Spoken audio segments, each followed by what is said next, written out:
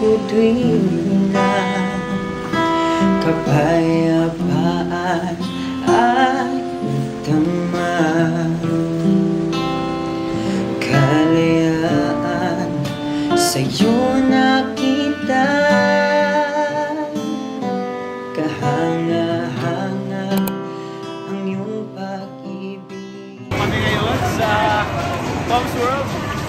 Kapalit kami ng tig-piso guys. Ayan po. Bago mga anak. Hey! Hey! Wala nahulog. Pampalabas ng baby ba to?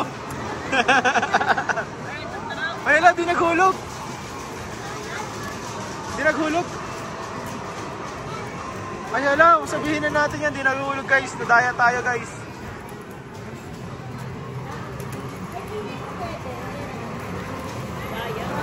Lumipad kami guys kasi dun sa pighulugan namin una wala mga ticket. Sayang po yung mga hinulog namin. Pero di na din po namin pinano.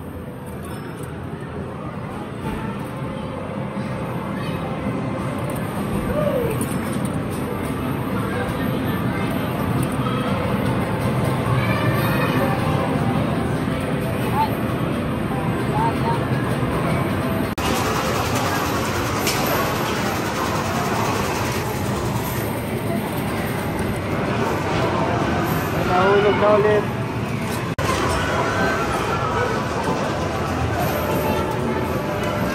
So yung papapalit po natin ito ay para kay baby. Sayang malapit na lahat pero okay na ata kami guys. Kami guys na 400, 500 plus 700 bali 1,035 ay 1,235 lahat.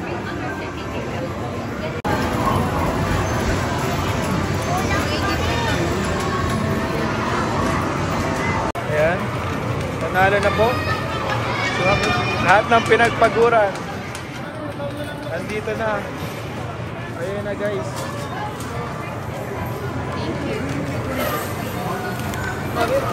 Ayan na guys. Farmers para kay baby. Bago na lumabas si baby. 3 plus advanced. Ano yung 3 years old? Hello mga kalingap, magandang araw po. So magpapa-check up na naman po tayo ngayon ulit. Hindi pa po nalabas si Baby Elio. Ayan po. Nasa tiyan pa rin po si Baby Elio. So sana mamaya or sa sunod na araw lumabas na po si Baby Elio. And sana maganda po ang balita ni Doc sa amin ngayon. So tara guys, let's go, samahan nyo kami kung ano na talaga ang update ito kay baby. Kasi ang due date niya po is kahapon po ang due date niya. Kumbaga lagpas na po siya ngayon ng isang araw sa due date. So tara guys, let's go. Ayan po ang panahon ngayon, no? Maulan na panahon, makulimlim at maulan na panahon po.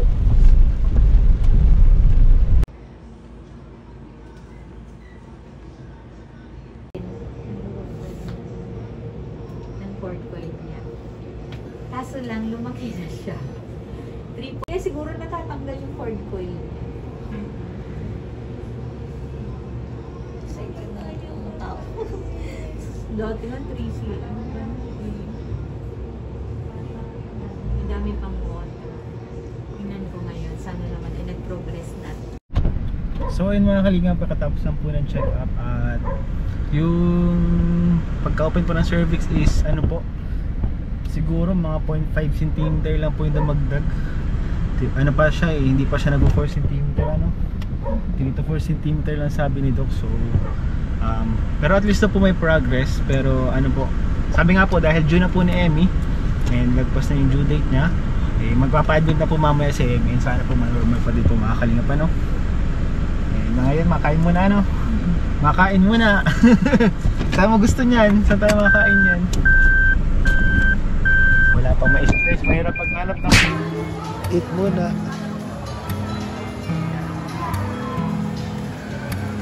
Eat mommy. First time kumaganda tayo ngayon. Try ko namin blueberry. Nasira ko.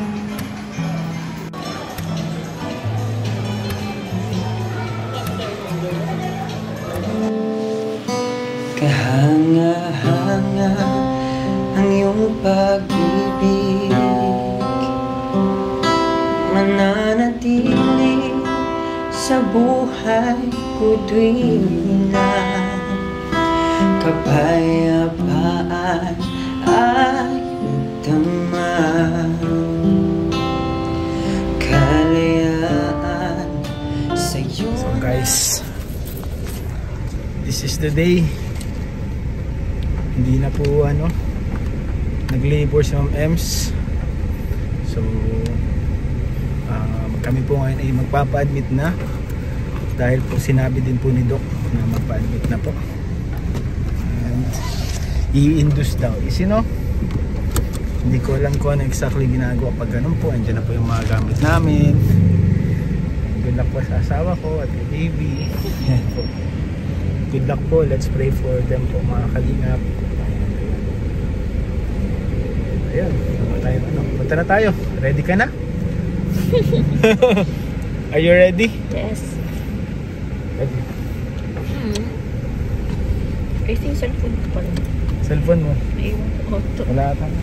Tingnan natin dito sa Nandun ata sa Saan? video pa. Ayun dyan. So tara guys, let's go. Guys, hindi natitigil ang sama ng panahon. Maghapon po umuulan. Buti po ngayon is naghinahina. So it's already 5:55 in the afternoon. Sana mabilis lang guys. Diyan na po. Diyan po si Emmy, mga anak. Ay, hindi dyan. Kape yan po yan, hotel po yan. Sa sunod po na building.